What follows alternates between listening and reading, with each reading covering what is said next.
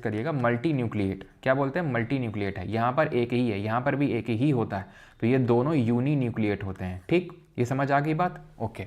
अब यहाँ पे ब्रांचें किसकी दिख रही हैं, ब्रांच तो इसकी दिख रही है ब्रांच, ये निकली हुई, ये निकली हुई है, क्योंकि हमारा जो दिल की मसल है, दिल हमारा एक से नहीं लगता, बहुतों से लगता है, तो उसको उसकी शाखाएं डेवलप करनी पड़ेंगी, तो ये सिलेंड्रिकल के साथ साथ ब्रांच्ड भी होता है, इसमें शाखाएं भी होती हैं, ये भी समझ आ गई बात।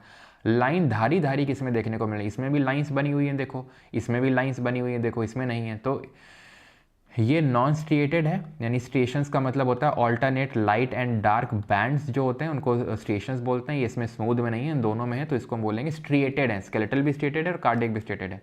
फिर आता है वॉलंटरी कौन है और कौन वॉलंटरी नहीं है, तो इसके लिए यहाँ पर मैं इसको इरेज करता हूँ, ठीक है।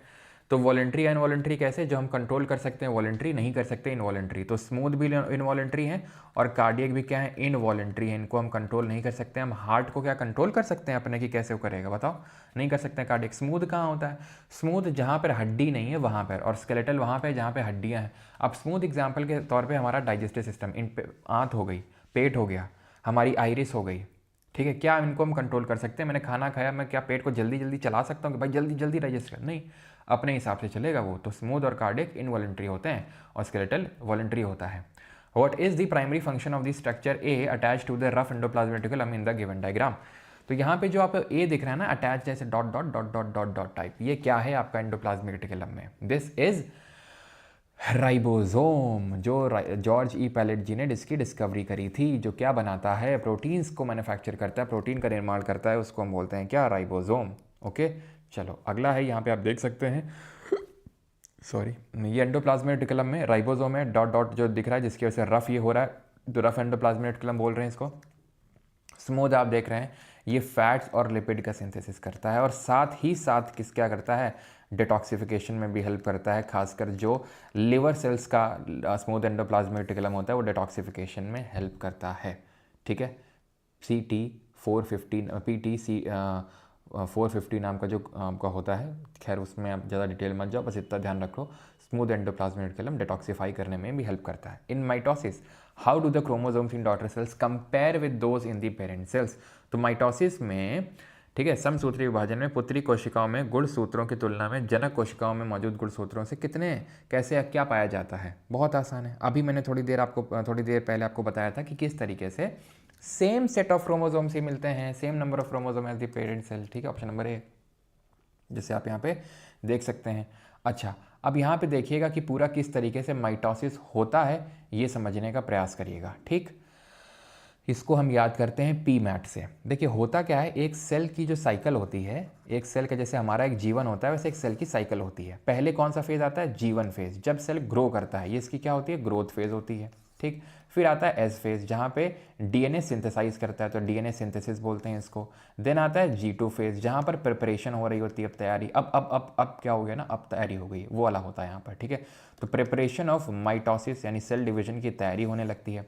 देन फाइनली सेल डिवाइड हो जाता है, उसको बोलते हैं एम फेज। अब ये जो एम फेज है ना, इसको भी हम डिवाइड करते हैं किसमें, ये जो अभी चल रहा था, ये आता है इंटरफेज में, G1 S G2 इंटरफेज में आता है। अब आएगा माइटोटिक फेज, माइटोटिक में आता है पी मैट, इसको ऐसे याद करते हैं पी मैट, पी से प्रोफेज, एम से मेटाफेज, ए से एनाफेज और टी से टीलोफेज। इंपॉर्टेंट क्या याद रखना है, इंपॉर्टेंट पता है क्या याद रखना है, इंपॉर्टेंट ये है कि इक्वेटर पे ऐसे पूछता है, इक्वेटर पे कब क्रोमोसोम आके अरेंज होते हैं, तो मेटाफेज में इक्वेटर पे आके ये सब अरेंज हो जाते हैं इक्वेटर पे, और फिर अपने पोल्स पे चले जाते हैं धीरे धीरे एनाफेज में जाके, और टीलोफेज में डिवाइड हो जाते हैं वो, ठीक। Which of the following cell organelles have cisterns and is involve in the formation of lysosome. अभी देखा था सिस्टर्न, लाइसोसोम बना रहा था, है ना, और इसका हाइड्रोलिटिक एंजाइम कहाँ बन रहा था, RER में बन रहा था, ठीक है। ल्यूकोप्लास्ट की बात करेंगे तो ये प्लास्टिड का पार्ट होता है, जो क्या करता है, स्टोरेज में हेल्प करता है। जैसे कि प्लास्टिड जो होता है, जो प्लांट सेल में ही देखने को मिलता है, इसके 3 प्रकार होते हैं।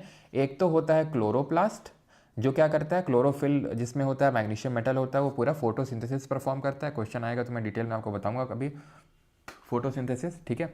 देन आता है क्रोमोप्लास्ट, जो कलर प्रोवाइड करता है। देन आता है ल्यूकोप्लास्ट, जो भी बनता है उसको स्टोर करने का काम ल्यूको होता है। ये फर्दर 3 पार्ट में डिवाइड किया जाता है, एल्यूरो, एमाइलो, ठीक है, एमाइलो और इलाइयो।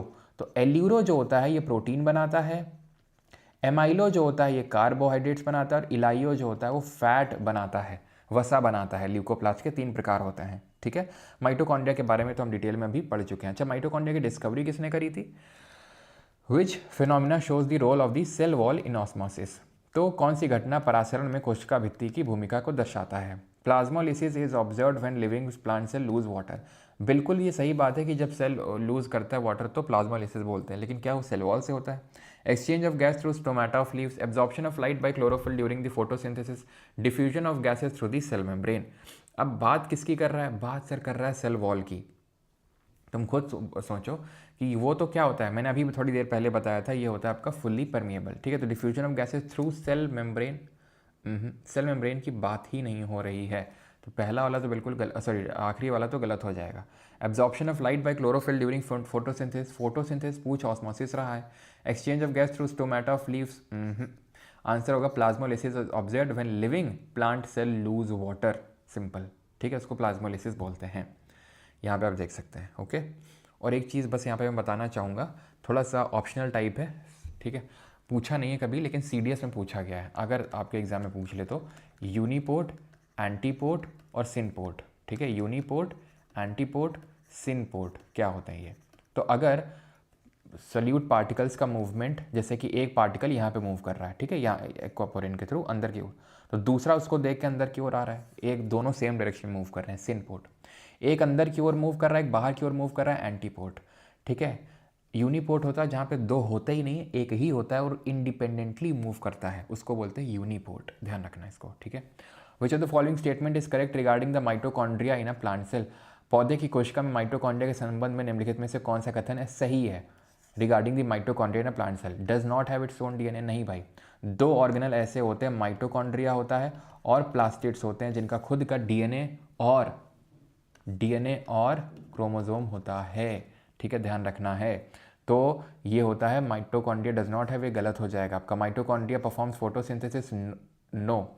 फोटोसिंथेसिस के लिए आपका क्लोरोप्लास्ट में जाना पड़ेगा। क्लोरोप्लास्ट में अभी मैं आपको चलो बताऊंगा, ठीक है, तो चलो बता ही देता हूँ। फोटोसिंथेसिस में क्या होता है, इस तरीके से थाइलाकॉइड रखे हुए होते हैं क्लोरोप्लास्ट के अंदर, इसको हम क्या बोलते हैं? ग्रेनम। ये क्या करता है, यहीं पे क्लोरोफिल है, क्लोरोफिल, चलो अभी नहीं बताऊंगा, आगे क्वेश्चन होगा वहाँ पे ज़्यादा सही रहेगा, अब इसको देख लेते हैं, ठीक है। Mitochondria has a single membranous covering, no. 2 membrane होती है, हमने देखा था, एक आउटर मेम्ब्रेन पोरस होती है और एक इनर मेम्ब्रेन इस तरीके से फोल्डेड होती है, जिसको हम क्रिस्टे बोलते हैं। Mitochondrial inner membrane is deeply folded, option number D is the correct answer. तो खुद का डीएनए और राइबोसोम किसके पास होता है? खुद का डीएनए और राइबोसोम होता है आपका प्लास्टिड के पास और माइटोकॉन्ड्रिया के पास, ये ध्यान रखना है आपको, ठीक। चलिए, विच of the following statement about vacuoles is incorrect, गलत कौन सा है यहाँ पर? वैक्यूल्स जो हमारी कणिकाएँ होती हैं उनको लेके कौन सा कथन गलत है यहाँ पर, बताइए। तो वैक्यूल्स, सिंपल सा बात है, जो वैक्यूल होते हैं ना, प्लांट में और एनिमल में दोनों में होते हैं। बस अंतर ये होता है कि प्लांट में परमानेंटली होते हैं, एनिमल में टेम्पररी तौर से जब नीड होती है तब होते हैं। यहाँ पे बहुत ज़्यादा सेल का वॉल्यूम ऑक्यूपाई करके रखते हैं, लेकिन रखता है जनरली एक ही वैक्यूल होता है और वही 50 to 90% सेल का वॉल्यूम ऑक्यूपाई करके रखता है। यहाँ पे बहुत होते हैं नंबर्स में, लेकिन बहुत ही छोटी स्पेस में। तो vacuole in plant cell are filled with cell sap and which help provide turgidity and rigidity. बिल्कुल, तो जो वैक्यूल्स होते हैं कणिकाएँ, वो पेड़ में टर्जिडिटी और रिजिडिटी देने का काम करती हैं, क्योंकि उनको टर्जिड बनना पड़ेगा, ठीक है। Vacuoles are store important substances such as amino acid, sugars, organic acids and protein, ये भी सही है। Plant cells usually have a large central vacuole, ये भी सही है, बड़ा सेंट्रल वैक्यूल होता है जो कि 50 से 90% सेल का वॉल्यूम ऑक्यूपाई करके रखता है। Vacuoles are responsible for protein synthesis, no. Protein synthesis कौन करेगा? रफ एंडोप्लाज्मिक रेटिकुलम में जो राइबोसोम होता है वो करेगा, देख सकते हैं आप। ये प्लांट सेल है, कैसे मुझे पता प्लांट सेल है? तो आप देखो यहाँ पर, ये एक अंदर की मेम्ब्रेन भी है और एक बाहर वाली मेम्ब्रेन भी है, तो अंदर वाली सेल मेम्ब्रेन, बाहर वाली सेल वॉल हो गई, और ये कितना बड़ा वॉल्यूम ऑक्यूपाई करके बैठा हुआ है, वैक्यूल इसको बोलते हैं, ठीक है। और यहाँ पर हमें क्योंकि प्लास्टिड भी देखने को मिला, तो प्लास्टिड तो सिर्फ आपकी प्लांट सेल में ही हो सकता है और एनिमल सेल में तो हो ही नहीं सकता वो। इन a lab of a student sees a large transparent sac filled most of the plant cell, what percentage of cell volume does the vacuole occupy? अभी हमने देखा vacuole 50 to 90% वॉल्यूम ऑक्यूपाई करके रखता है। If two daughter cells produced by cell division show minor differences in their structure, which process during DNA copying most likely caused these variations? देखिए, जब हम बात, चलो करो पहले, ये इंग्लिश में है और ये आपका हिंदी में है, करिए, नहीं तो आप बोलोगे सर ज़्यादा तेज कर रहे हैं, करो। तो यहाँ पर आप रिकॉल कर सकते हैं डीएनए का जो रेप्लिकेशन होता है उसमें, ठीक है। अब डीएनए का जो कॉपिंग होता है, जो रेप्लिकेशन होता है, उसमें हम क्या, उसको हम क्या बोलते हैं, सेमी कंजर्वेटिव डीएनए बोलते हैं, जहाँ पे डीएनए का रेप्लिकेशन होता है। कैसे? जिसका यूज़ करके पेरेंट सेल से डॉटर सेल में कॉपी किया जाता है डीएनए को, so that same genetic material transfer हो जाए पेरेंट से डॉटर में। तो यहाँ पर आप देखो जरा, डीएनए है ये। डीएनए हमें पता है इस तरीके से द्विकुंडलीय संरचना होती है, ठीक है, डबल हेलिकल स्ट्रक्चर होता है। और ये इसमें जो इस तरीके से डंडी टाइप दिख रही है, इनको हम बोलते हैं बेस पेयर्स, ठीक है। जो बेस पेयर्स होते हैं वो कुछ इस तरीके से पेयर अप करते हैं ATGC through a bond made of what, hydrogen. ये हाइड्रोजन बॉन्ड होता है, जहाँ पे एडेनाइन थाइमाइन के साथ, तो गुआनाइन साइटोसाइन के साथ पेयर अप करता है।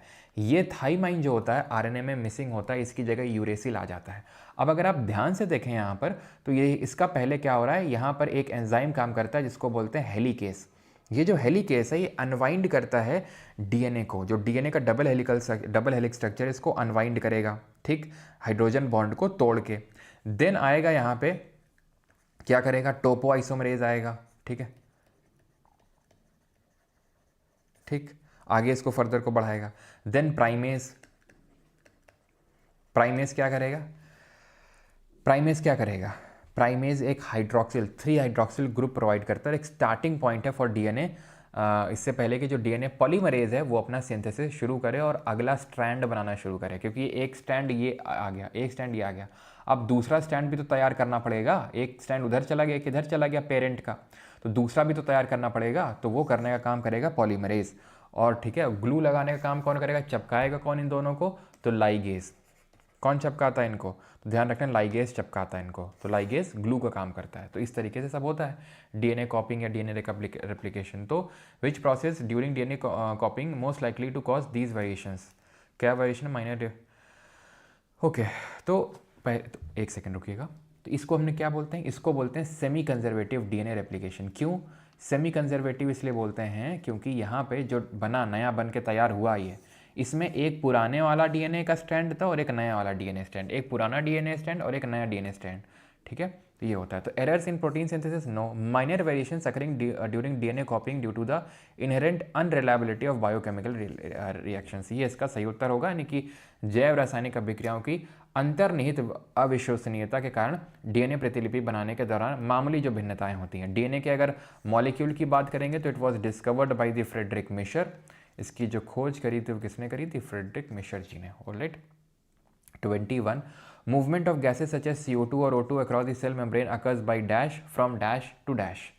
तो मूवमेंट किससे होता है गैसेस का, इसको हम क्या बोलते हैं, तो इसको हम बोलते हैं डिफ्यूजन। और ये हमेशा कैसे होता है, from high concentration to low concentration, विसरण उच्च सांद्रता से निम्न सांद्रता। Process of fusion in amoeba results in the formation of, बताइए अमीबा में विखंडन की प्रक्रिया के परिणाम स्वरूप क्या उत्पन्न होता है, तो ये एक तरीके का एसेक्सुअल रिप्रोडक्शन होता है, हमें पता है। अब ये जो फ्यूजन है, पहली बात देखो, पहले जो फ्यूजन है ना, ये 2 तरीके का होता है। जैसे यहाँ पर जो आपको दिख रहा है अमीबा में, वो बाइनरी फ्यूजन है। अब ये भी 2 प्रकार का होता है, अगर हम देखें तो थोड़ा सा डेप्थ में जाए। यहाँ पे क्या, अमीबा किसी भी प्लेन के अलॉन्ग इसमें बाइनरी फ्यूजन हो जाएगा। लेकिन एग्जाम्पल यहाँ पर एक और है, लेशमैनिया। लेशमैनिया में एक फिक्स्ड प्लेन के अलॉन्ग होता है। लेशमैनिया से कौन सी बीमारी होता है जरा बताइए, तो फिक्स्ड प्लेन, जैसे इस तरीके से इसका कुछ स्ट्रक्चर होता है, ठीक है, तो फिक्स्ड प्लेन के अलॉन्ग ही इसका डिवीजन होता है, बाइनरी फ्यूजन होता है। और मल्टीपल फ्यूजन भी होता है, बहुविखंडन, जहाँ पर बहुत सारे आपके क्या प्रोड्यूस होते हैं, ऑस्प्रिंग्स प्रोड्यूस होते हैं। इसका एग्जाम्पल कोट कर दो। लेशमैनिया से होती है कौन सी बीमारी, काला आजार, और इसका कैरियर कौन होता है, वेक्टर कौन होता है, तो मल्टीपल फ्यूजन होता है प्लाज्मोडियम। प्लाज्मोडियम से कौन सी बीमारी होती है बताइए, काला आजार का कैरियर होता है आपका सैंड फ्लाई। सेसे फ्लाई किसकी कैरियर होते हैं, सेसे होती हैं ट्रिपैनोसोमा की वजह से जो बीमारी होती है, कौन सी, स्लीपिंग सिकनेस जो बीमारी होती है उसमें। प्लाज्मोडियम से होती है मलेरिया। 25 अप्रैल को मलेरिया डे सेलिब्रेट करते हैं। इसको क्विनाइन दवा बनती है जो कि सिंचोना के छाल से बनती है। सिंचोना जो ट्री होता है जो आपको ट्रॉपिकल एवरग्रीन यानी कि सदाबहार वनों में देखने को पेड़ मिलता है, ठीक है। तो यहाँ पे अगर बात करेंगे तो 2 similar size genetically identical daughter cell देखने को मिलते हैं, similar size identical daughter cell, okay. Small नहीं होंगे, सिमिलर ही होंगे, क्योंकि इनका पूरी तरीके से डेवलपमेंट हो जाता है तब जाके टूटते हैं। ये जब पूरा इनका डेवलपमेंट हो जाता है तब जाके टूटते हैं। ऐसा नहीं है कि पहले टूट जाएंगे और तब इनका डेवलपमेंट हो जाएगा। तो ये कोई कुछ मतलब बहुत ज़्यादा इस तरीके से कुछ तो बढ़ते रहेंगे, ठीक है। तो इसका आंसर क्या होगा, 2 similar size genetically identical daughter cells आपको मिलेंगी। What is the location of the cell wall in an organism, तो कोशिका भित्ति कहाँ होती है, बहुत आसान, ये तो हो गया क्वेश्चन, सेल मेम्ब्रेन के बाहर होती है, ठीक है, just outside the plasma membrane, या उसी को सेल मेम्ब्रेन बोलते हैं, ठीक है। इन एनिमल सेल नहीं, गलत हो जाएगा, क्योंकि एनिमल सेल में तो सेल वॉल होती ही नहीं है, तो इस चीज़ का ध्यान रखना है आपको, just outside the plasma membrane in a plant cell, ठीक। चलो यहाँ पे आप देख सकते हैं, not an example of a tissue on organism, निम्नलिखित में से कौन सा जीव के ऊतक का उदाहरण नहीं है। टिश्यू नहीं है कौन सा इसमें, न्यूरॉन नहीं है, बोन नहीं है, ब्लड नहीं है, मसल नहीं है। तो देखिए सर, मसल भी है, ब्लड भी है, बोन भी है, बट न्यूरॉन एक सेल है। ये सब क्या है, ये भी सेल से बने हुए हैं, लेकिन सेल के ग्रुप्स हैं, तभी तो टिश्यू बोल रहे हैं, ऊतक बोल रहे हैं। न्यूरॉन क्या, एक सेल है, जो अभी हमने देखा, which is the longest cell in the human body, और मेल के अंदर, ठीक है, एक नर के अंदर, मेल ह्यूमन के अंदर ये सबसे लार्जेस्ट सेल भी होती है। फीमेल के अंदर कौन सी होती है सबसे लार्जेस्ट, एग जो होता है, ओवरी में एग, वो सबसे लार्जेस्ट सेल होती है, ठीक है, पूरा ह्यूमन बॉडी में, लेकिन वो मेल में तो होती नहीं है एग, तो वो फीमेल्स में सबसे बड़ा सेल होता है। सबसे छोटा सेल कौन सा होता है, तो माइकोप्लाज्मा, ओवरऑल अगर हम बात करें माइकोप्लाज्मा। सबसे बड़ा सेल कौन सा होता है, ऑस्ट्रिच का एग। ह्यूमंस में बात करेंगे सबसे, अगर छोटे की बात करेंगे तो स्पर्म होता है, और वो जो एग होता है, ठीक है, वो सबसे बड़ा होता है, लेकिन ये फीमेल में नहीं होता है और ये मेल में नहीं होता है। तो मेल में जो सबसे बड़ा होता है वो न्यूरॉन होता है। तो यहाँ पे आप देख सकते हैं ये टाइप ऑफ एनिमल टिश्यूज़ हैं, ठीक है। ब्लड क्या है, कनेक्टिव टिश्यू है। ये एडिपोज टिश्यू क्या करता है, एडिपोसाइट्स का बना हुआ होता है, जो फैट्स, देख रहे हो कैसे मोटे मोटे से लग रहे हैं आपको ये, तो फैट स्टोरेज करता है ये, ठीक है। ये क्या करता है, इन्फॉर्मेशन को पास करता है, ये कॉन्ट्रैक्शन रिलैक्सेशन में हेल्प करता है, मूवमेंट में हेल्प करता है, ये कनेक्ट करता है, जैसे ब्लड हो गया, लिम्फ हो गया, कार्टिलेज हो गया, टेंडन हो गया, लिगामेंट हो गया, ये सब क्या है, कनेक्टिव टिश्यूज़ हैं, बोन हो गई, ठीक है, सब क्या है, कनेक्टिव टिश्यू। एपिथेलियल उपकला ऊतक क्या है, ये कवरिंग प्रोवाइड करते हैं, अभी हम देखेंगे, ठीक है। कार्टिलेज टिश्यू क्या है, ये एक तरीके से एक बोल सकते हैं ग्रीस का काम करते हैं। ये हमारे कार्टिलेज जो होते हैं, ये बोन हड्डियों के बीच में हम देखने को मिलते हैं, हमारी नाक में, हमारे कान में, हमारे जो विंड पाइप है, ट्रैकिया जिसको बोलते हैं, सांस नली जो है, उसमें भी ऐसे सी शेप के कार्टिलेज देखने को मिलते हैं, सो दैट कि जब हम सांस लें तो जो हमारी ट्रैकिया है वो क्या ना कर जाए, कोलैप्स ना कर जाए, इसलिए सी शेप के कार्टिलेज देखने को मिलते हैं अपने ट्रैकिया में, विंड पाइप पे। विच of the following statements correctly describe plastid in plant cells, निम्नलिखित में से कौन सा कथन पादप कोशिकाओं में पाए जाने वाले प्लास्टिड का सही वर्णन करता है, बताइए। तो they are present in both plant and animal cell in equal amount plastid, नहीं भाई, प्लास्टिड एनिमल सेल में कब से होने लगा, they are present only in plant cell and absent in animal cell, option number C would be the correct answer. और 3 प्रकार मैंने बताई दिए, क्लोरो, क्रोमो, ल्यूको। ल्यूको के फर्दर 3 प्रकार होते हैं जो स्टोरेज में हेल्प करते हैं, प्रोटीन, कार्बोहाइड्रेट और फैट के, तो आप यहाँ पे देख सकते हैं। क्रोमो कलर प्रोवाइड करेगा, क्लोरो खाना बनाएगा, और इसके ल्यूको स्टोर करेगा, जिसके 3 है, ये आपका कार्बोहाइड्रेट, ये आपका फैट और ये आपका प्रोटीन, ठीक है। प्रोटीनोप्लास्ट ना बोल के इसको एलिगोरोप्लास्ट ध्यान रखिएगा, क्योंकि प्रोटीनोप्लास्ट करके तो आपसे कभी पूछेगा भी नहीं ना वो। Which is the following breeds of cows is resistant to disease, निम्नलिखित में से गायों की कौन सी नस्ल रोगों से प्रति प्रतिरोधी है, रोग नहीं जल्दी से लगते हैं। तो जर्सी जो होती है ना, ये इम्पोर्टेड टाइप है, फॉरेन ब्रीड की है ये, ठीक है। रेड सिंधी जो है, लाल सिंधी, एकदम तगड़ी गाय होती है, ठीक है, जिसको हम बॉस इंडिकस भी बोलते हैं, ठीक है, बॉस इंडिकस, जो एकदम देसी गाय होती है, ओके। ये आप देख सकते हैं, रेड सिंधी इंडिजिनस है, जर्सी एक्जॉटिक है, फॉरेन है ये, ठीक है, ब्राउन स्विस एक्जॉटिक है, और एसएल पोल्ट्री ब्रीड की है। Which of the following sexually transmitted disease is caused by a bacterium, तो कौन सी डिजीज बैक्टीरिया की वजह से होती है, सेक्शुअली ट्रांसमिट होती है। तो टाइफॉइड सेक्शुअली ट्रांसमिट नहीं होती है, सैल्मोनेला टाइफाई बैक्टीरिया तो होता है, लेकिन सेक्शुअली ट्रांसमिट नहीं होती है, ये ध्यान रखना है, ठीक है। HIV एड्स ये बैक्टीरिया की वजह से नहीं होती है, ये वायरस की वजह से होती है, इसलिए सेक्शुअली तो ट्रांसमिट होती है, लेकिन वायरस की वजह से। Human immunodeficiency virus, acquired immunodeficiency syndrome, day कब सेलिब्रेट करते हैं, 1 दिसंबर को, इसको अवेयरनेस रेज करने के लिए। ये हमारे मेनली बॉडी के इम्यून सिस्टम को ख़त्म करने लगता है धीरे धीरे। और अगर बात करेंगे तो ये ब्लड ट्रांसफ्यूजन या बॉडली फ्लूइड्स जो होते हैं उनके उससे आदान प्रदान से भी फैलता है जो एड्स होता है। और इसके लिए टेस्ट कौन सा होता है अगर आप बता सकते हैं तो, टाइफाइड के लिए कौन सा टेस्ट होता है, आंसर होगा क्या, गोनोरिया। वाट भी होता है सेक्सुअली ट्रांसफर वो, लेकिन ये क्या बोल रहा हूँ मैं, वायरस की वजह से होता है, जो HPV वायरस होता है, ह्यूमन पैपिलोमा वायरस। वाट ये एक वायरल डिजीज़ है। टेस्ट की बात करेंगे, एड्स में होता है आपका ELISA test, enzyme linked immunosorbent assay, और टाइफॉइड में होता है आपका विडाल टेस्ट। ठीक है, तो सेक्सुअली ट्रांसमिट में आपका एक साइफिलिस भी आता है, ध्यान रखना। साइफिलिस आपका कैसे ट्रांसफ़र होता है, ये भी वायरस के थ्रू ट्रांसफ़र होता है। अब यहाँ पे बैक्टीरिया की वजह से होने वाली डिजीज़ लिखी हुई हैं, जरा एक बार इसमें आप नज़र मारेंगे। टू गोल पोटैटो चिप्स दी, ये हमारा क्या है, ट्रिक है। जरा देखिए इसको ध्यान से।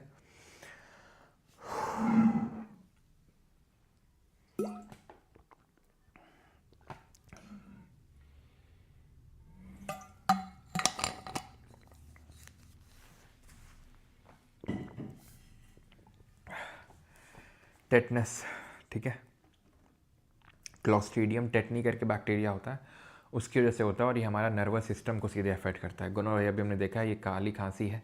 लेप्रेसी जो स्किन डिजीज़ होती है, निमोनिया, ठीक है। देन टेटनस तो खैर वहाँ पे हो ही गया। ये आपका टाइफाइड कर लो यहाँ पे, ठीक है, टाइफाइड कर लो टेटनस की जगह। एंथ्रैक्स हो गया, ट्यूबरकुलोसिस हो गया, जो कि हमारा टीबी, ठीक है, मेनली अफेक्ट करता है रेस्पिरेटरी ट्रैक्ट को। एंथ्रैक्स जूनोटिक डिसऑर्डर है। जूनोटिक का मतलब है कि ये जानवरों से इंसानों में फैलता है। टीबी जो होता है रेस्पिरेटरी ट्रैक्ट को अफेक्ट करता है। और माइकोबैक्टीरियम ट्यूबरकुलोसिस, इसके लिए बैक्टीरिया रिस्पॉन्सिबल होता है। इसके लिए जो वैक्सीन होती है that is BCG vaccine, bacillus Calmette और ग्यूरिन, इसका फुल फॉर्म होता है, ठीक है। और ठीक है, बाकी इसी की तरह आपका जो डिप्थीरिया होता है, ये भी रेस्पिरेटरी ट्रैक्ट को अफेक्ट करता है। हमारा जो गला वाला होता है ना, यानी रेस्पिरेटरी ट्रैक्ट का अपर पार्ट जो होता है गला, वहाँ पे इफेक्ट मारता है। इसी तरीके से निमोनिया होता है। निमोनिया में क्या होता है, निमोनिया में जो एल्वियोलाई होते हैं, जहाँ पे हमारे ऐसा होता है ना, जैसे ट्रैकिया है, फिर ऐसे ब्रोंकाई आ जाते हैं, फिर ब्रोंकियोल आ जाते हैं इस तरीके से। और ब्रोंकियोल के अंड में ऐसे गुब्बारा टाइप छोटे छोटे लगे हुए, तो इनको एल्वियोलाई बोलते हैं, जहाँ पे एक्सचेंज ऑफ गैसेज होता है। तो उनमें क्या भर जाता है, ये फ्लूइड भर जाता है उनमें, ठीक है, वो निमोनिया होता है। डिप्थीरिया ये हो गया आपका, ओके। डिप्थीरिया,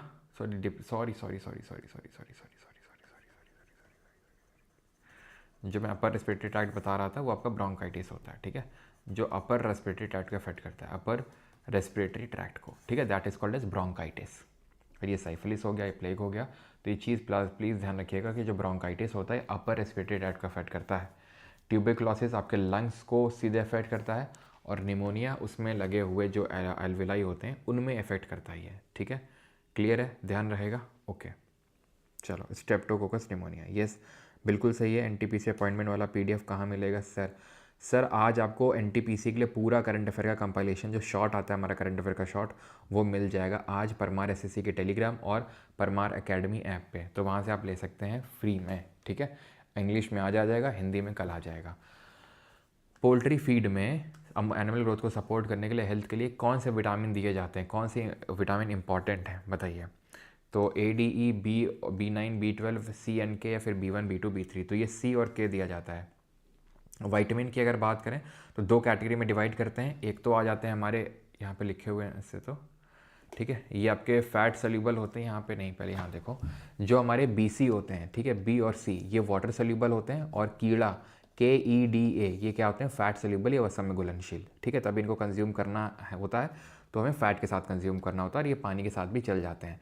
और ये क्या होते हैं, हमारी बॉडी में स्टोर नहीं होते हैं। BC वाले जो पानी में घुलनशील वाले होते हैं वो स्टोर नहीं होते हैं, ज़्यादा तुम कंज्यूम करोगे पानी में घुल के यूरिन के रास्ते निकल जाते हैं, लेकिन अगर ये तुमने ज़्यादा कंज्यूम कर लिया तो दिक्कत हो जाएगी फिर, ठीक है। तो मात्रा में होनी चाहिए। तो ये डिवीजन हो गया। अब इसके बाद अगर हम बात करेंगे तो यहाँ पे पूरा लिखा हुआ आप देख सकते हैं, वो तो आप देख ही सकते हैं, लेकिन ये चीज़ ध्यान रखना है, जैसे A को किस नाम से जानते हैं, रेटिनॉल के नाम से जानते हैं, इसको कैल्सीफ्रॉल बोलते हैं, इसको टोकोफ्रॉल बोलते हैं, इसको फिलोक्विनोन बोलते हैं। इसकी कमी हुई तो नाइट ब्लाइंडनेस से ज़ेरोप्थेल्मिया हो जाएगा। इसकी कमी हुई तो बच्चों में रिकेट्स, और बड़ों में ऑस्टियोपोरोसिस, जहाँ पे बोन्स में यानी ऑस्टियो यानी बोन, और पोरोसिस मतलब छेद, और हड्डी में छेद हो जाएगा। ऑस्टियोमलेशिया यानी कि हड्डियाँ आपकी मुलायम यानी कि ज़्यादा ठोस नहीं रहेंगी और कभी भी ब्रेक कर सकती हैं।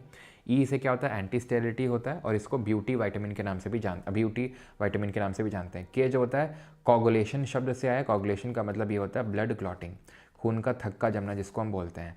हमारे गट में, हमारी लार्ज इंटेस्टाइन में जो हमारे गट बैक्टीरिया होते हैं वो अपने खुद के भी कुछ विटामिन बनाते हैं। उन 3 विटामिन के नाम पता होना चाहिए। एक तो है आपका के, ठीक है, विटामिन के होता है आपका। देन आता है आपका B7 जो आपका बायोटिन कहलाता है, और B12 जिसको हम साइनोकोबालामीन के नाम से जानते हैं, ठीक है। B7 के और B12, B9 ही B11 होता है जिसको हम क्या बोलते हैं, फोलेट, ठीक है। क्या बोलते हैं B9 को, फोलेट। ओके, सॉरी, ठीक। एक चीज़ और कुछ तो यार मैं मिस कर रहा हूँ जो मुझे विटामिन आपको बताना है। हाँ, कौन सा विटामिन जो होता है उसको हम हार्मोन के नाम से भी ना जानते हैं, बताइए, हार्मोन के नाम से भी जानते हैं। तो हार्मोन है आपका विटामिन डी। कौन सा है आपका? विटामिन डी जो है ये हार्मोन भी, और सनशाइन विटामिन के नाम से भी जानते हैं इसको, ठीक है। ये जो आपका बायोटिन होता है ये आपका हेयर के लिए अच्छा रहता है, ठीक है। और ये आपका फोलेट है, फोलिक एसिड, ये भी हमारी बॉडीली फंक्शंस के लिए इंपॉर्टेंट होता है। सी को एस्कॉर्बिक एसिड के नाम से जानते हैं और इसकी कमी से स्कर्वी हो जाता है। B1 थायमिन, B2 राइबोफ्लेविन और B3 नाइसिन होता है। B3 की वजह से जो डिजीज़ होती है उसको हम पेलाग्रा बोलते हैं। पेलाग्रा को और किस नाम से जानते हैं आप कमेंट में अभी बताइए। पेलाग्रा को किस नाम से जानते हैं? B1 से तो होता है बेरी बेरी, ठीक है। और पेलाग्रा जो होता है उसको 3D डिजीज़ बोलते हैं, जहाँ पे डिमेंशिया, डर्मेटिस और डायरिया 3D हो जाता है यहाँ पर, ठीक। Consider the following statement, statement A और B. Small quantities of ethanol cause drunkenness, intake of pure ethanol is safe for health. तो एथेनॉल, बिल्कुल, आप दारू चढ़ाओगे तो थोड़ी मात्रा में नशा तो होगा ही, ठीक है, किसी को ज़्यादा मात्रा में हो जाता है। Intake of pure ethanol is safe for health, बिल्कुल सेफ़ नहीं हेल्थ के लिए, लिवर डैमेज होता है, कैसे सेफ़ हो सकता है, ठीक है। तो option number C, pure ethanol अगर आपने ले लिया तो फेटल हो सकता है, तभी दारू में पानी वानी मिला के लोग लेते हैं, ठीक है। वैसे तो जो दारू मिलती है उसमें पहले से ही पानी मिला हुआ होता है, लेकिन लोग और मिलाते हैं, ठीक है, अकॉर्डिंग टू देयर नीड्स। और पता है, अगर मेथनॉल कंज्यूम कर लिया ना, एथेनॉल अगर प्योर कंज्यूम कर लिया तो डेथ है, मेथनॉल में तो कोई बच ही नहीं पाओगे, ठीक है। अच्छा, एक चीज़ ध्यान रखना, दारू एथेनॉल का और भी जगह यूज़ किया जाता है इंडस्ट्रीज़ में, लेकिन वहाँ पर ख़तरा ये रहता है कि जो वर्कर काम कर रहा है वो एथेनॉल चढ़ाने न लगे नशे के लिए, ठीक है। तो इसको डी नेचर कर दिया जाता है। अब पता चला कि किसी और काम के लिए आया एथेनॉल दवाई बनाने के लिए, अब जो वहाँ काम कर रहे हैं देखें जरा, देख तो नहीं रहा कोई, अरे घूंट मार लिए तुरंत, ठीक है। तो डी नेचर किया जाता है उसको, कैसे यूज़ करके। अब मैं ये सिर्फ सिरप की बात नहीं कर रहा हूँ, और भी जगह, तो इट डिपेंड्स। तो मेथनॉल का यूज़ कर लेंगे तो डी नेचर हो जाएगा, या फिर और भी चीज़ें होती हैं जिसे डी नेचर किया जाता है alcohol. D nature of alcohol का मतलब है उसमें ऐसी चीज़ें मिला दो कि वो पीने योग्य ना बचे। तो मेथनॉल इतना ज़्यादा टॉक्सिक होता है, क्वेश्चन ये पूछता है कि मेथनॉल पीने से तुरंत डेथ क्यों हो जाती है? क्योंकि जो हमारी सेल के अंदर जो साइटोप्लाज्म होता है ना, उस साइटोप्लाज्म में कोगुलेशन हो जाता है। कोगुलेशन का मतलब थक्का जमना होता है, ठीक है। जैसे कि ये जो शब्द है विटामिन के का, ये कोगुलेशन, वो KO से आया है, कोगुलेशन, KOA, इस, ठीक है। तो ये चीज़ आपको ध्यान रखना है। आगे बढ़ते हैं। Which contraceptive method is most appropriate for a couple who wishes to avoid both hormonal and surgical method. देखिए, एक कपल है जो प्रेगनेंसी को अवॉइड करना चाहता है, और वो प्रेगनेंसी को तो अवॉइड करना चाहता है लेकिन हार्मोनल और सर्जिकल मेथड को भी अवॉइड करना चाहता है प्रेगनेंसी को अवॉइड करने के लिए। सर्जिकल मेथड का मतलब है यानी कि वो यहाँ पर कॉपर टीका इंसर्ट नहीं करवा सकता है, सर्जिकल मेथड हो जाएगा वो, ठीक। हार्मोनल में क्या हो जाएगा, एक सेकेंड, ठीक है, ठीक है, हार्मोनल अवॉइड करना चाहता है ना, बोथ हार्मोनल। तो टेकिंग ओरल पिल्स और हाँ, ये तो नेचुरल मेथड हो जाएगा, ठीक है, most appropriate for hormonal surgical method, ठीक है। तो barriers like condoms, hormonal method, ये भी गलत हो जाएगा। यहाँ पर अगर अवॉइड करना हार्मोनल सर्जिकल मेथड को, सबसे बेस्ट है नेचुरल मेथड। नेचुरल मेथड मतलब पीरियोडिक एब्स्टिनेंस, यानी कि जब ओव्यूलेशन फेज़ होता है एक फीमेल का तो उसको हम पीरियोडिक फेज़ बोलते हैं, यानी कि जब पीरियड्स आ रहे होते हैं फीमेल के, ठीक, तो उस टाइम पे आप अवॉइड कर दो, ठीक है। उस टाइम पे आप अवॉइड कर दो, उस टाइम पे आप अवॉइड करोगे तो उससे क्या होगा, तो उससे क्या होगा कि आपकी प्रेगनेंसी अवॉइड हो जाएगी, ठीक है, नेचुरल मेथड का यूज़ करके। ओके, क्लियर है, डन। आगे बढ़ते हैं। तो यहाँ पे आप देख सकते हैं टाइप ऑफ मेथड कौन सा है, नेचुरल मेथड है, पीरियोडिक एब्स्टिनेंस, ठीक है। ओके, जो ओरल पिल्स होता है वो हार्मोनल मेथड होता है, कॉपर टी वाला सर्जिकल मेथड होता है, ठीक है, यहाँ लिखा नहीं हुआ है बट सर्जिकल मेथड होता है। और ये जो होता है कॉन्डम वाला, कॉन्डम बैरियर मेथड होता है। Condom is a barrier method, जहाँ पर आप क्या करते हैं, बैरियर लगा देते हैं सो दैट स्पर्म ट्रांसफ़र ना हो पाए फीमेल की वजाइना में, ठीक है। यहाँ पे वजाइना के थ्रू ही आपका स्पर्म आता है, ये वजाइना है, फीमेल रिप्रोडक्टिव पार्ट है। देन वजाइना से यूटेरस है, जो यूटेरस वजाइना को लिंक करता है उसको सर्विक्स बोलते हैं। यहीं पे कैंसर हो जाता है HPV की वजह से, ह्यूमन पैपिलोमा वायरस की वजह से, ठीक है। इस पर मैंने अभी रिसेंटली एक वीडियो डाला है, शॉर्ट्स सेक्शन में जाके देखिए, बहुत आसानी से अच्छे समझ में आ जाएगा किस तरीके से पीरियड्स होते हैं, प्रेगनेंसी होती है, सब कुछ। फेलोपियन ट्यूब वो जगह है जहाँ पर क्या होता है, यहीं पे आपका फर्टिलाइजेशन होता है, यहीं पे स्पर्म ओवम से मिलता है, फिर यहाँ पर यूटेरस में इम्प्लांटेशन होता है, ठीक है, जो जाइगोट होता है उसका इम्प्लांटेशन होता है, जो यहाँ पर फीटस में डेवलप होता है आपका, ठीक है। डिटेल में समझाया उस शॉर्ट वीडियो में, आप देख सकते हैं जाके। Select the correct option regarding the following two statements labelled assertion and reason. तो monoculture plantations often fail to meet the diverse need of forest dependent villages. Monoculture plantation का मतलब है कि एक ही फसल को उगा रहे हैं पूरे क्षेत्र में, बहुत बड़े पार्ट में एक ही तरीके की क्रॉप को उगा रहे हैं, that is monoculture plantation. These plantation provide medicinal herbs, food, fuel for no, एक ही उगा रहे हो तो एक ही चीज़ मिलेगी ना, ये सब फूड और ये हर्ब और भूल ही जाओ। मोनोकल्चर प्लांटेशन जैसे पूरे में गेहूँ बो दिया, चावल बो दिया, ठीक है, कपास बो दी, है ना, मेरी फ़ायदे के लिए किया जाता है, इसको बेचने के लिए किया जाता है इस तरीके का कि बड़े फील्ड में लगा लो, ना कि हर्ब मिल जाएगा, फूड मिल जाएगा, फ्यूल ना, उसके लिए सब नहीं होता ये, ठीक है। तो is true and R is false. Hindi में ये रहा एकल कृषि वृक्षारोपण, ठीक है। चलो अगला है, through the phenomena of biological magnification which of the following has the maximum concentration of pesticides in them. जैविक आवर्धन की घटना के माध्यम से निम्नलिखित में से किसमें कीटनाशकों की अधिकतम सांद्रता पाई जाती है। अब ये बायोलॉजिकल मैग्निफिकेशन होती क्या चीज़ है, देखो दो चीज़ें होती हैं, एक होता है बायो एक्यूमुलेशन, एक सेकेंड, बायो एक्यूमुलेशन, ठीक, और बायो मैग्निफिकेशन, ये बायोलॉजिकल मैग्निफिकेशन। एक्यूमुलेशन में क्या होता है कि मान लो कि एक पानी में कुछ तो फर्टिलाइज, जैसे कि पानी के मान लो बगल में खेत है, खेत में फर्टिलाइज़र छिड़का, फर्टिलाइज़र वगैरह यूज़ किया गया, तो मिट्टी के रास्ते वो नदी में पहुंच गया, नदी में टॉक्सिन पहुंच गया, ठीक, उसमें रहती मछली उस टॉक्सिन को कंज्यूम कर लिया, अब उसकी बॉडी में वो बढ़ रहा है, this is called as accumulation, यानी एक ही ट्रॉफिक लेवल में वो बढ़ता चला जा रहा है, ठीक। अब अगर वो फूड चेन में एक ट्रॉफिक लेवल से दूसरे ट्रॉफिक लेवल पे जा रहा है, इस तरीके से चढ़ रहा है, उसको बोलते हैं बायो मैग्निफिकेशन, ठीक। जैसे पानी है, पानी में इसने फिश है, उसने कुछ, जैसे फॉर एग्जांपल ये स्मॉल फिश है, उसने कंज्यूम किया पानी में जो छोटे छोटे उसका खाना होता है, वहाँ से टॉक्सिन इसकी बॉडी में है, अब इसकी बॉडी में बढ़ता जा रहा है, बायो एक्यूमुलेशन, इससे इसको ट्रांसफ़र हुआ, इससे इसको ट्रांसफ़र हुआ, इससे इसको ट्रांसफ़र हुआ, ये क्या है, बायो मैग्निफिकेशन है। और जैसे जैसे ऊपर जाता जाएगा ये जो टॉक्सिन है इसकी मात्रा बढ़ती जाती है, पता है, और बॉडी में और ज़्यादा फैलने लगता है, ये इसको बोलते हैं बायो मैग्निफिकेशन। तो सबसे ज़्यादा कंसंट्रेशन कहाँ होगा, जो सबसे ऊपर होगा फूड चेन में, फूड चेन में सबसे ऊपर कौन होगा, ये होगा आपका स्नेक, सांप। अगर मान लो इसको चील खा रही है ईगल, तो ईगल हो जाता उत्तर, ईगल के में ज़्यादा होगा, ठीक है, ये चीज़ ध्यान रखना।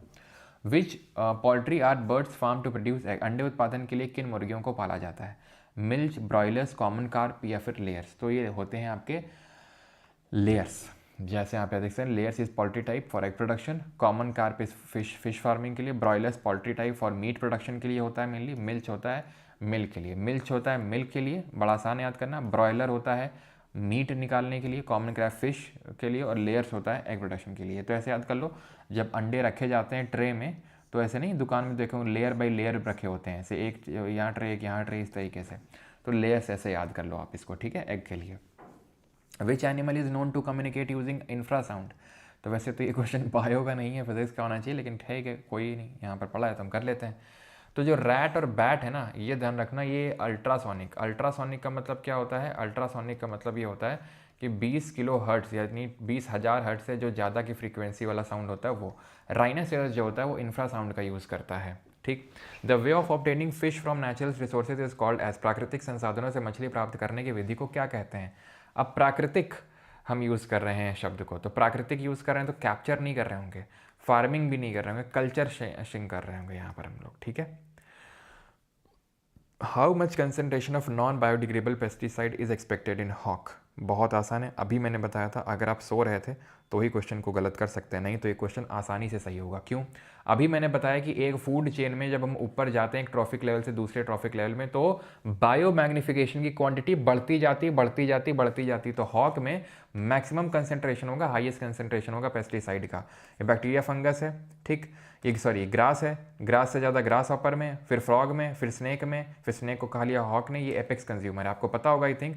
जैसे ये हैं क्या, प्राइमरी प्रोड्यूसर्स, जिनको बोलते हैं ऑटोट्रॉफ, ये फोटोसिंथेसिस करके खाना बनाएंगे, और ये जो खाना बनाएंगे इसी को हम पता है क्या बोलते हैं इसको, बायोमास।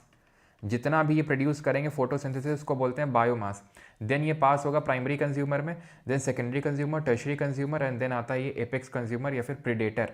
और इसमें उसके बाद आ जाते हैं सबसे आखिर में डीकम्पोजर, जो इनको भी जब ये मरेंगे तो इनको सड़ा के और इनको मिट्टी में मिला देने का काम करते हैं कौन, डीकम्पोजर्स। और ये जो पूरा ग्रास, ये पूरा ऑटोट्रॉफ ने बनाया उसको बोलते हैं बायोमास। ठीक है, इसको पूरा हम ट्रॉफिक लेवल में इस तरीके से दर्शाते हैं। और पिरामिड शेप में क्यों बनता है ये अभी हम देखेंगे। कॉमन में आपको बताना है ये पिरामिड का जो कॉन्सेप्ट है एनर्जी पिरामिड, ये सब दिया किसने था बताओ। What is the key realization that can lead to more sustainable use of natural resources? वह कौन सा महत्वपूर्ण एहसास है जो प्राकृतिक संसाधनों के अधिक टिकाऊ उपयोग की दिशा को ले जा सकता है, बताइए। बहुत आसान है, बहुत आसान है, मैं बता रहा हूँ। देखें, only future generation must benefit, नहीं ऐसा है। सस्टेनेबल डेवलपमेंट का मतलब ये होता है कि वो एक है ना कहावत कि तुम भी खाओ और साधु भी भूखा ना जाए, वैसा टाइप है। उतना खाओ ना मरो ना मोटाओ ठीक है, यानी कि selfish exploitation causes environmental harm and misery. आज ही तुम सब कंज्यूम कर लोगे तो आने वाली जनरेशन के लिए क्या बचेगा, कुछ नहीं बचेगा।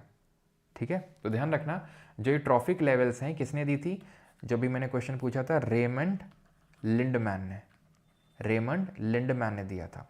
फिर ये जो पिरामिड है, जैसे एनर्जी पिरामिड है, तो ये किसने दिया था, अभी मैं पूछ इसलिए रहा हूँ बिकॉज मैं आगे बताऊंगा, ये भी है क्वेश्चन। ठीक है, चलिए आगे आते हैं। तो ये है 6R कि किस तरीके से रिड्यूस करो, रीयूज़ करो, रिफ्यूज़ करो, रिसाइकिल करो, रिपेयर करो, रीथिंक करो, इससे क्या होगा, सस्टेनेबल डेवलपमेंट होगा इन 6R से। विच of the following nutrient is a macronutrient. तो देखो मैक्रोन्यूट्रिएंट पूछ रहा है और यहाँ पे कार्बोहाइड्रेट, प्रोटीन, फैट की तो बात कर नहीं रहा है, तो हमें इसका मतलब यह है कि हमें से प्लांट के बारे में पूछ रहा है। क्यों, क्योंकि जो हमारे ह्यूमंस होते हैं फिर एनिमल होते हैं उसमें अलग होते हैं। ठीक है, जो एनिमल्स होते हैं, बिल्कुल सही है, चार्ल्स एल्टन ने दिया था, बिल्कुल सही है। एनिमल्स की अगर बात करेंगे तो इसमें मैक्रोन्यूट्रिएंट क्या होते हैं, कार्बोहाइड्रेट होता है जो एनर्जी प्रोवाइड करता है, फैट होता है जो अगेन एनर्जी प्रोवाइड करता है, प्रोटीन क्या करता है, ये बिल्डिंग ब्लॉक के तौर पे काम करता है। ये 1 ग्राम का जब कंजम्पशन करते हैं तो 4 कैलोरी देगा, ये 9 कैलोरी देता है। ठीक है, ये तुरंत इंस्टेंट एनर्जी के लिए ये अच्छा होता है। बाकी जो भी है जैसे कि आयोडीन, आयरन, जिंक, मैग्नीशियम, ये सब माइक्रोन्यूट्रिएंट होते हैं हमारे लिए। प्लांट में क्या होता है, प्लांट में ये होते हैं मैक्रोन्यूट्रिएंट, ये होते हैं माइक्रोन्यूट्रिएंट। अब इसमें 9 होते हैं टोटल। पता है इसमें क्वेश्चन क्या बनता है, जो आरआरबी ग्रुप डी में बना भी है। अब आई डोंट नो कि यहाँ पर क्वेश्चन शायद वो नहीं रखा है मैंने, लेकिन वो क्वेश्चन बना है, वो यहीं पे मैं आपको बता देता हूँ। वो क्वेश्चन ये है कि कौन सी ऐसे मैक्रोन्यूट्रिएंट है जो हवा और पानी से मिलते हैं और कौन जो है मिट्टी से मिलते हैं। तो जो CHO है ये तो हमें मिल जाते हैं कहाँ से, हवा और पानी से, हवा और पानी से। बाकी की अगर बात करेंगे तो ये हमें कहाँ से मिलेंगे, मिट्टी से लेने पड़ेंगे। ये हमें मिल जाएंगे वाटर से या एयर से, ये चीज़ आपको ध्यान रखना है। ठीक, तो मैक्रोन्यूट्रिएंट है इसमें से पूछ रहा है, तो कौन कौन से होते हैं, CHO, NPK, ठीक है, CAMG। याद कैसे रखते हैं, CHO बड़ी आसानी से याद हो जाता है। NPK जो 3 सबसे इंपॉर्टेंट मैक्रोन्यूट्रिएंट में भी अगर 3 जो सबसे इंपॉर्टेंट कहे जाते हैं वो NPK ही होता है। ठीक है, जैसे यूरिया होता है तो यूरिया कैसा फर्टिलाइज़र है, नाइट्रोजन बेस्ड फर्टिलाइज़र है वो। ठीक है, और कामगसा, ठीक है, CHO, NPK और कामगसा। कामगसा का मतलब है कैल्शियम, मैग्नीशियम और सल्फर। तो यहाँ पे आंसर क्या हो जाएगा, NPK, पोटेशियम। K क्या है, पोटेशियम है। ठीक है, बाकी इसके अलावा जो भी है वो सब माइक्रोन्यूट्रिएंट है इनका। ठीक है, वो याद करने की ज़रूरत नहीं है क्योंकि जो मैक्रो नहीं है तो माइक्रो ही होगा। विच of the following, macro micro हम किस टर्म्स में क्लासीफाई करते हैं कि मैक्रो ज़्यादा अमाउंट में चाहिए, माइक्रो कम अमाउंट में चाहिए। जैसे कि ह्यूमन बॉडी में ये जो कार्बोहाइड्रेट, फैट, प्रोटीन है ये ग्राम में चाहिए और बाकी जो माइक्रोन्यूट्रिएंट होते हैं वो किस में चाहिए आपको, वो माइक्रोग्राम में चाहिए आपको। Primary advantage of constructing a big dam, ये खैर ज्योग्राफी का क्वेश्चन होना चाहिए कि आप बड़ा बांध बनाएंगे तो इससे क्या होगा, इससे जल विद्युत उत्पादन होगा, यानी कि इससे एनर्जी भी बनेगी, इलेक्ट्रिसिटी भी प्रोड्यूस होगी। ठीक है, खैर ये ज्योग्राफी का टॉपिक हो गया आपका। विच of the match the common name of be with its scientific name. तो यहाँ पर बी और उसका साइंटिफिक नेम, यहाँ पे हिंदी में रहा आपका क्वेश्चन, मधुमक्खी और उसका जो वैज्ञानिक नाम है उसको आपको मैच करना है। करिए जरा, कर लिया, बताओ आंसर। देखो इंडियन बी जो है वो आपकी एपिस कराना इंडिका है। याद कैसे रख सकते हैं, इंडिका बड़ा, ठीक है। या फिर अगर आपको क्वेश्चन नहीं भी आता था तो यहाँ से इसको गेस मारना था कि इंडियन और इंडिका। जैसे कि हमारी जो इंडियन ब्रीड की जो गाय है, काऊ है, उसको हम बॉस इंडिकस बोलते हैं, तो इंडिका वर्ड वहाँ यूज़ होता है इंडिया के लिए। तो 1 का अगर बी होगा तो और एक ही ऑप्शन में ख़त्म हो गया क्वेश्चन ये। आपको ऐसा सोचना ही नहीं था कि बहुत टफ है, हमने तो याद ही नहीं किया। थोड़ा सा बस अगर आप वो देखते तो आसानी से आंसर आ जाता। Not a method of irrigation, निम्नलिखित में से कौन सी सिंचाई की एक विधि नहीं है? सिंचाई कैसे नहीं होगा? तो सिंचाई रिवर लिफ्ट सिस्टम, बिल्कुल जैसे नदी जा रही है तो खेत ऊपर है तो इससे पानी मोटर लगा के चढ़ा देंगे, कुएं से तो होता ही है। ठीक है, कैनाल से भी, कैनाल इरीगेशन। ठीक है, हमारे इंडिया की सबसे लंबी कैनाल कौन सी है जरा बताइए? चेक डैम्स नहीं होते हैं। चेक डैम में थोड़े से बैरियर बना दिया जाता है, क्यों? ताकि पानी का जो गति है, वेग है, उसको थोड़ा कम किया जा सके, पहला। दूसरा, थोड़े बहुत टरबाइन भी लगा के थोड़ी बहुत एनर्जी भी जनरेट कर ली। तीसरा, वाटर रिचार्ज हो जाए, ग्राउंड वाटर रिचार्ज हो जाए और सॉइल जो है उसकी फर्टिलिटी बरकरार रहे। तो सबसे जो लॉन्गेस्ट कैनाल है हमारी इंडिया की वो है इंदिरा कैनाल, जो कहाँ से निकलती है? हरिके, पंजाब से निकलती है, जहाँ पर ब्यास नदी सतलज नदी को मिलती है, वहाँ से निकल के पंजाब हरिके से राजस्थान में आती है। राजस्थान के मोस्टली पार्ट को पानी सप्लाई करती है Indira canal. Approximately what percentage of energy is transferred from one trophic level to the next? हाँ, तो देखो अब मैंने जो पिरामिड बनाया था ट्रॉफिक लेवल में, वो क्या था? वो कि भाई जितनी भी एनर्जी है वो कम होती जाएगी ऊपर जाते जाते जाते जाते जाते। ये आपके हो गया ऑटोट्रॉफ, प्राइमरी प्रोड्यूसर। ठीक है, ये हो गया प्राइमरी कंज्यूमर, ये हो गया सेकेंडरी कंज्यूमर, ये हो गया टर्शियरी कंज्यूमर, ये हो गया एपेक्स प्रेडेटर। ठीक, तो एनर्जी कम होती जाती कितने से? 90% से कम होगी, या फिर मैं बोलूँ कि कितनी ट्रांसफ़र होगी? 10% या उससे कम। इसको बोलते हैं एनर्जी पिरामिड। और ध्यान ये रखना है आपको कि ये एनर्जी पिरामिड कभी इन्वर्टेड नहीं हो सकता है, क्योंकि ये पिरामिड सिर्फ एनर्जी का ही नहीं बनता है, ये उस वाले पिछले वाले का है, यहाँ पे लिखा हुआ है, कोई नहीं। ठीक है, ध्यान रखना बायोमास का भी पिरामिड बनता है। ठीक है, कि बायोमास कम होता है, इस तरीके से बायोमास का पिरामिड बनता है। नंबर का पिरामिड बनता है, जो चार्ल्स एल्टॉन ने दिया था। किसने दिया था ये नंबर का पिरामिड? दिया था किसने? चार्ल्स एल्टॉन ने। इन्होंने क्या बोला था कि पेड़ पौधे जितने होंगे उससे कम होंगे आपके पेड़ पौधे को खाने वाले। ग्रास हॉपर मान लेते हैं, ग्रास हॉपर को जो खाने वाले मान लो कि मेढक हैं, तो मेढक उनसे ग्रास हॉपर से कम होंगे। ठीक, देन अगर बात करें सांप, जो उनको खाएंगे मेढक को, तो वो उनसे कम होंगे। चील उनसे कम होंगे। ओके, क्लियर है? तो नंबर कम होता जाता है, बायोमास भी जो होता है वो कम होता जाता है। लेकिन कहीं कहीं पे एक्सेप्शंस हैं।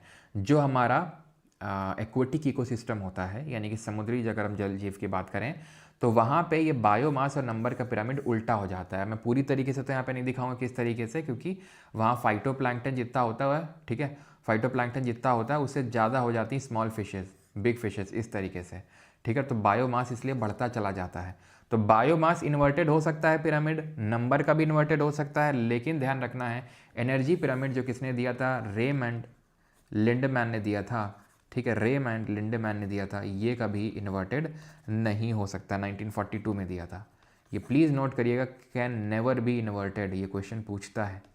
ये कभी उल्टा नहीं हो सकता है, चाहे कुछ भी हो जाए, चाहे एक्वेटिक हो चाहे टेरेस्ट्रियल हो, चाहे स्थलीय हो चाहे जलीय हो, सब एनर्जी में यही रहेगा कि नीचे ज़्यादा और ऊपर वो कम होती जाती है। बाकी एक्वेटिक वाले में बायोमास के इन्वर्टेड बनता है। Why do aquatic organism breathe faster than terrestrial organism? तो जलीय जीव है वो जल्दी जल्दी क्यों सांस लेते हैं? इसलिए सांस लेते हैं क्योंकि जो डिजॉल्व ऑक्सीजन है पानी में वो कम होती है। अब इससे पता है मुझे क्या याद आया? गेस करो क्या याद आया होगा मुझे इससे याद आया यूट्रोफिकेशन। अब जिसने पढ़ा है उसको पता होगा कि हाँ, यूट्रोफिकेशन मुझे क्यों याद आया। यूट्रोफिकेशन क्या है? यूट्रोफिकेशन है जब हार्मफुल एल्गल ग्रोथ हो, हार्मफुल एल्गल ग्रोथ हो बहुत ज़्यादा, ज़रूरत से ज़्यादा, ड्यू टू क्यों?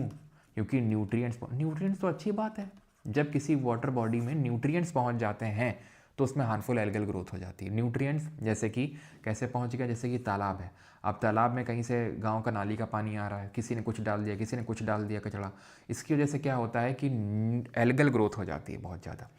वो एक तरीके से काई लग गई उस तालाब में। अब वो काई ने क्या किया? सनलाइट को ब्लॉक कर लिया। जब सनलाइट को ब्लॉक कर लिया तो अंदर फिशेस के लिए नहीं पहुँच रही, पहला। दूसरा, ये इस O2 को कंज्यूम करना शुरू करेंगे, बैक्टीरिया इनको मारने आएगा एल्गे को, और बैक्टीरिया और ज़्यादा ऑक्सीजन कंज्यूम करेगा, तो इस तरीके से एक विशियस साइकिल बन जाती है।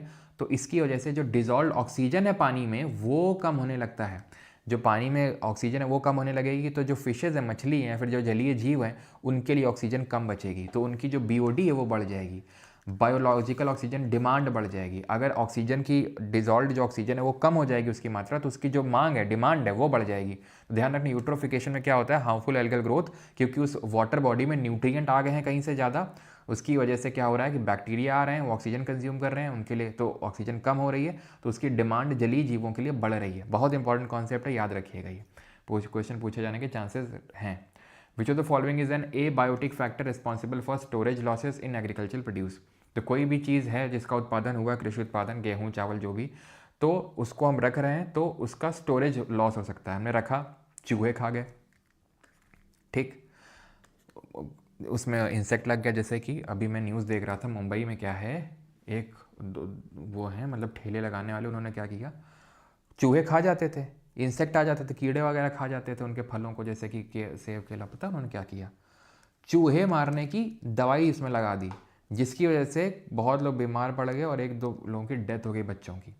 क्योंकि अगर वो धुल के खा भी लेते तो भी चूहे की मारने की जो दवाई है, अब सोचो बिना धुले अगर किसी ने खाए होंगे तो क्या हाल हुआ होगा उसका, और अगर आप धुल भी दोगे तो भी टॉक्सिन्स वहाँ पर रह जाते हैं, ठीक है। तो खैर, फंगस, काई भी, ये फंगस भी लग जाती है, फफूंद भी लग जाती है, खासकर बरसात के टाइम पे जब मॉइस्चर होता है। लेकिन जो मॉइस्चर होता है, अब ये सब क्या है, ये बायोटिक फैक्टर है। बायोटिक का मतलब होता है लिविंग, ए बायोटिक का मतलब होता है नॉन लिविंग। बायोटिक मतलब लिविंग, तो ये चूहे भी लिविंग है, इंसेक्ट भी और फंगस भी, बट मॉइस्चर लिविंग तो है नहीं। Relationship of food chain which can be shown as a series of branching lines is called as. खाद्य श्रृंखला के संबंधों का जिन्हें शाखाओं वाली रेखाओं की एक श्रृंखला के रूप में दर्शाया जा सकता है, क्या कहा जाता है। तो देखिए यहाँ पर, अब ये जैसे कि हमारी घास है, ठीक, अब घास को या तो ग्रास ऊपर खाया या माउस ने खाया, इसको फर्दर इसने खाया, उसने खाया, इसने खाया, तो ऐसा तो है नहीं कि ग्रास को ग्रास हॉपर ही खा सकता है और कोई आगे खा ही नहीं सकता है। भाई गाय भी खा सकती है, माउस भी खा सकता है, कोई भी आगे खा सकता है, तो कोई भी से पूरा ही फूड वेब बन जाता है ये, ठीक है। वैसा तो नहीं ग्रास हॉपर का सीधे सब्सक्रिप्शन बर्ड नहीं ले रखा है, या फिर भैया मेढक भैया नहीं सब्सक्रिप्शन ले रखा है कि ग्रास हॉपर तो भैया हमारा खाना है, छू मत लेना उसको, ये भी खा सकती है और भी कोई खा सकता है, ठीक है। तो पूरा फूड वेब बनता है। ऑप्शन नंबर ए, खाद्य जाल। एक बन गया, ऐसा सीरीज जो पकड़ते हैं फूड चेन होती है, जैसे एक हमने सीरीज पकड़ ली, फूड चेन हो गई, लेकिन ये पूरा जो जाला बना फूड वेब।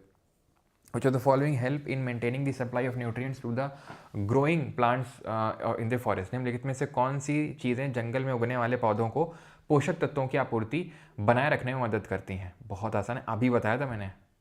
न्यूट्रिएंट यानी कि मिट्टी में मिलाने का काम कौन करता है? सोचो सोचो सोचो सोचो। Which of the following help in maintaining the supply of nutrient to the growing plants? अब प्लांट को न्यूट्रिएंट कहाँ से मिलते हैं? सॉयल से मिलते हैं। तो मिट्टी मिलाने का काम कौन करता है? हमारे डिकम्पोजर्स करते हैं, जिसको हम बोलते हैं डेट्रिटस फूड चेन। सिंपल सा क्वेश्चन पूछता है, डीएफसी का फुल फॉर्म ही बता दो, तो डीएफसी डेट्रिटस फूड चेन। तो ये प्रोड्यूसर है, ये प्राइमरी कंज्यूमर, ये सेकेंडरी कंज्यूमर, ये टर्शरी कंज्यूमर, ये फाइनल कंज्यूमर, और ये क्या करते हैं, जो हमारे ये क्या बोलते हैं, डिकम्पोजर होते हैं, जिसमें मेनली बैक्टीरिया वगैरह आते हैं, ये इसको क्या करते हैं, इसमें सड़न पैदा करेंगे और इसको मिला देंगे मिट्टी में, डिकम्पोज कर देंगे। इसमें भी प्रोसेस होता है, पहले फ्रैगमेंटेशन होगा, ये स्टेप बाय स्टेप तरीके से होता है फ्रैगमेंटेशन। देन होती है लीचिंग, जहाँ पे इंपॉर्टेंट जो मिनरल्स हैं वो पहुँच जाएंगे मिट्टी में, फिर उनको तोड़ा जाएगा, जिसको हम बोलेंगे कैटाबॉलिज्म। हम पढ़ते हैं मेटाबॉलिज्म में दो चीज़ें होती हैं, कैटाबॉलिज्म और एनाबॉलिज्म। कैटा मतलब काटना, टूटना, एनाबॉलिज्म मतलब बनना। खैर, कैटाबॉलिज्म के बाद ह्यूमिफिकेशन। अब ह्यूमस क्या होता है, बहुत इंपॉर्टेंट है। मिट्टी में जो डार्क कलर का एमॉर्फस कोलॉइडल सॉलिड कंपाउंड, ये 3 कीवर्ड मत भूलना कभी जिंदगी में, डार्क कलर, एमॉर्फस और कोलॉइडल। ह्यूमस में क्या, इस ह्यूमस में इसके अलावा कुछ बन ही नहीं सकता इन 3 कीवर्ड्स के अलावा। ह्यूमस क्या है, एक तरीके का ऑर्गेनिक मैटर है। जब पेड़ पौधे सब खत्म होते हैं तो ये पत्तियाँ गिरती हैं, सब ह्यूमस बनाते हैं। कैसे बनाते हैं? पहले fragmentation, leaching, catabolism, then humification, and then इसके बाद मिनरल्स में के फॉर्म में वो सॉइल में मिल जाते हैं, तो उसको बोलते हैं मिनरलाइजेशन। ठीक, अगला देखो, how is intercropping beneficial over single crop farming? तो एकल फसल की खेती की तुलना में अंतर फसल खेती किस प्रकार लाभकारी होती है? तो इंटरक्रॉपिंग का मतलब है बहुत सारी हमने उसमें क्रॉप उगा रखी है, सिर्फ एक क्रॉप नहीं है, बहुत सारी क्रॉप है। तो utilises nutrients efficiently and prevent spread of disease, reduces labour cost, increase irrigation needs, या फिर रिक्वायर्स लेस लैंड। तो it utilises nutrients efficiently and prevent spread of disease. तो पोषक तत्वों को कुशलतापूर्वक उपयोग करता है और रोगों को के प्रसार को रोकता है। क्यों? क्योंकि अलग अलग तरीके की क्या हैं, फसलें हैं और कॉम्प्लीमेंट्री फसलें लगाई जाती हैं। ठीक है, लंबे वाले के बेस पे अच्छा लगा रहे हो, अच्छा ठीक है। तो आप देख सकते हैं इंटरक्रॉपिंग। अच्छा, अब पता है एक बहुत अच्छा क्वेश्चन यहाँ पे बनता है। वो क्वेश्चन क्या है? वो क्वेश्चन बनता है मिक्स्ड क्रॉपिंग से। मिक्स्ड क्रॉपिंग और इंटरक्रॉपिंग तो हमने देख लिया। मिक्स्ड फार्मिंग में क्या अंतर होता है? देखो, इंटरक्रॉपिंग, 2 और more crops are grown together, ठीक है, for better utilization of nutrients. Mixed cropping में पता है क्या होता है? लॉस को अवॉइड करने के लिए एक फील्ड पे अलग किसी भी मतलब कोई पैटर्न नहीं होता। इंटरक्रॉपिंग में पैटर्न होता है ऐसे ऐसे, ठीक है। यहाँ पर कोई पैटर्न नहीं होता। सीड को मिक्स करके पहले सीड को मिक्स कर लिया जाएगा, फेंक दिया जाएगा फील्ड में। Mixed cropping. इंटरक्रॉपिंग में मिक्स नहीं किया जाता है। यहाँ पे एक सीड डाली गई, फिर एक दूसरी सीड, फिर एक पहली दूसरी, इस तरीके से होता है कुछ इंटरक्रॉपिंग में।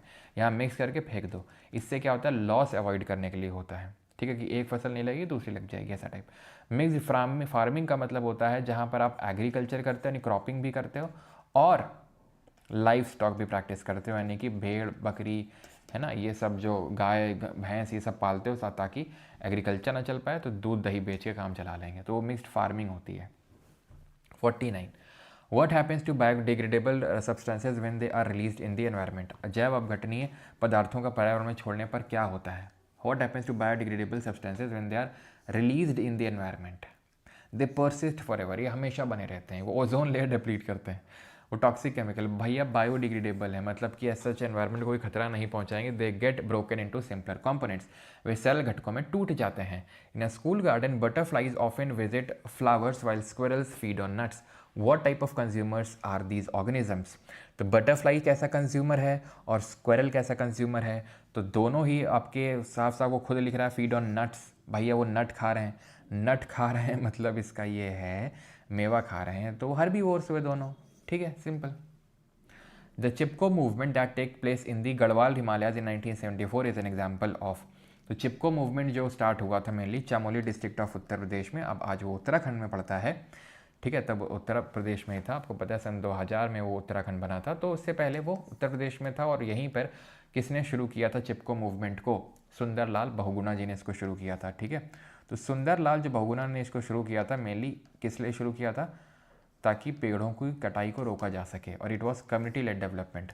समुदाय के नेतृत्व में वृक्षों का संरक्षण किया गया था, पूरे समुदाय ने संरक्षण किया था, समुदाय पूरा एक साथ आ गया था पेड़ों के संरक्षण के लिए। उसको हम बोलते हैं कम्युनिटी, क्या बोलते हैं? कम्युनिटी पार्टिसिपेशन, ठीक है। तो चिपको आपका 1973। विच is the following is an not an abiotic compound. Not an abiotic का मतलब क्या पूछ रहा है? बायोटिक के बारे में पूछ रहा है, मतलब लिविंग के बारे में पूछ रहा है। लिविंग कौन सा है? पानी लिविंग है, तापमान है, हवा नहीं। माइक्रो जो सूक्ष्म जीव है वो लिविंग है। माइक्रोब्स में आपके बैक्टीरिया वगैरह आते हैं, बैक्टीरिया फंगस ये सब, ठीक है। तो देख सकते हैं बायोटिक फैक्टर में लिविंग आते हैं फंगस, प्लांट, एनिमल, प्रोटीज, तार के बैक्टीरिया जो भी लिविंग है ऑर्गेनिजम्स, ठीक है। और एंटीबायोटिक बोलो abiotic, soil, light, water, air, humidity, temperature. अच्छा ये बताओ सबसे पहली एंटीबायोटिक कौन सी डिस्कवर हुई थी और एंटीबायोटिक वायरल डिजीज के खिलाफ काम क्यों नहीं करती हैं? बताओ। Ozone protects the earth from dash radiation of the sun. Ozone पृथ्वी को किन किरणों से बचाती है? किससे? अल्ट्रावायलेट से। वैसे ओजोन भी अलग अलग तरीके की होती है, ओजोन ए बी सी, खैर उस पर हम ज़्यादा नहीं जाएंगे। लेकिन ओजोन कहाँ पर किस लेयर में मिलती है एटमॉस्फेयर के? जरा आप ये बताइए ओजोन डे कब होता है और इसकी थिकनेस कैसे मेजर करते हैं? तो एंटीबायोटिक जो सबसे पहले डिस्कवर हुई थी वो अलेक्जेंडर फ्लेमिंग ने करी थी और उसका नाम था पेनिसिलियम, जो आपके एक फंगस है पेनिसिल, उससे बना था, ठीक है। पेनिसिलियम एक नाम का एक फंगस है, उससे इसको बनाया गया था। ये इसलिए काम नहीं करती हैं एंटीबायोटिक्स वायरल डिजीज के against, because antibiotics cell wall नहीं बनने देती हैं। बैक्टीरिया जब ग्रो करते हैं तो सेल वॉल बनाता है, तो वो बनने ही नहीं देती हैं, इनहिबिट कर देती हैं सेल वॉल फॉर्मेशन को। लेकिन वायरस में तो कोई सेल है ही नहीं, तो वो सेल वॉल बनाएगा ही नहीं, तो जब सेल वॉल बनाएगा ही नहीं तो एंटीबायोटिक काम कहाँ करेंगी, ठीक है। ओजोन स्ट्रेटोस्फीयर में होता है, समताप मंडल में, लगभग 35 किलोमीटर की हाइट में। इसी वजह से स्ट्रेटोस्फीयर में समताप मंडल में ऊपर जाने में तापमान बढ़ता है। 16 सितंबर को मनाते हैं ओजोन डे, बिकॉज 16 सितंबर 1987 को मॉन्ट्रियल प्रोटोकॉल साइन हुआ था कनाडा में CFC को फेज आउट करने के लिए, फ्लोरोकार्बन को हटाने के लिए, बिकॉज इसी से ओजोन लेयर डिस्ट्रॉय हो रही थी। और डॉप्सन यूनिट से इसकी थिकनेस को मेजर करते हैं ओजोन। ओजोन ऐसा कैसा है आपका? बताओ ओजोन मोनोटॉमिक है, डायटॉमिक है कि ट्राइएटॉमिक है? तो आप यहाँ पे देख सकते हैं ओजोन यहाँ पर आपको देखने को मिलेगा, ठीक है। और ओजोन आपका कैसा है, ट्राइएटॉमिक है, O3 है वो, तो ट्राइएटॉमिक हो गया, ठीक है। O3 ट्राइएटॉमिक, 3 एटम से मिलकर ओजोन का एक मॉलिक्यूल बनता है। What are animals used for tilling, irrigation and carting referred to as? अब यहाँ पे मैं जानबूझ के अवॉइड कर रहा हूँ, नहीं तो बहुत लंबा हो जाएगा लेक्चर, ठीक है। आप बोलोगे सर साइंस में भी ज्योग्राफी घुसेड़ रहा हो, ठीक है। नहीं तो आप देख सकते हैं या रिकॉल कर सकते हैं, लैप्स रेट को रिकॉल करिए। सबसे ठंडी लेयर होती है, मेटेओराइट्स यहीं पे बर्न करते हैं। सबसे गर्म लेयर होती है, इसको एनोस्फीयर बोलते हैं, यहीं से रेडियो वेव्स रिफ्लेक्ट होकर आती है and everything, okay. What are animals used for tilling, irrigation and carting refer to as? खेती, सिंचाई और माल ढोने के लिए इस्तेमाल किए जाने वाले जानवरों को क्या कहते हैं? मिलचित, तो दुधारू होते हैं, ठीक है। इनको ड्रॉट एनिमल्स बोलते हैं। भाड़, देखो हिंदी में भी लिखा हुआ है भाड़ ढोने वाले पशु। When thrown in soil, which of the following substances will persist in the environment for a long time? मिट्टी में फेंके जाने पर भी निम्नलिखित में से कौन सा पदार्थ पर्यावरण में लंबे समय तक बना रहेगा? लंबे समय तक कौन सा बना रहेगा? बहुत आसान है, कांच के टुकड़े, क्योंकि नॉन बायोडिग्रेडेबल हैं, बाकी सब बायोडिग्रेडेबल है। Incorrect about fragmentation, A sexual reproduction. अब आ चुके हम रिप्रोडक्शन में, बताइए फ्रैगमेंटेशन में क्या रहा?